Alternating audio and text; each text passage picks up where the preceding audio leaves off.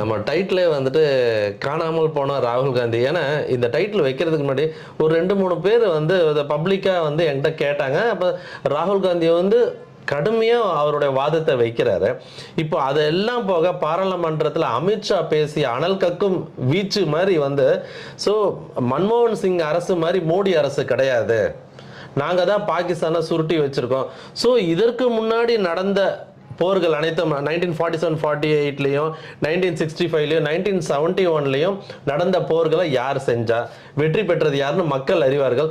So BJP தன்னுடைய விஷயங்களை, மக்களோட பல பிரச்சனைகள் இருக்கு, அதை மடைமாற்றம் செய்வதற்காக பல்வேறு தரப்பான விஷயங்களை முன்னெடுத்து வைக்கிறாங்க. அதை எப்படி பார்க்குறீங்க?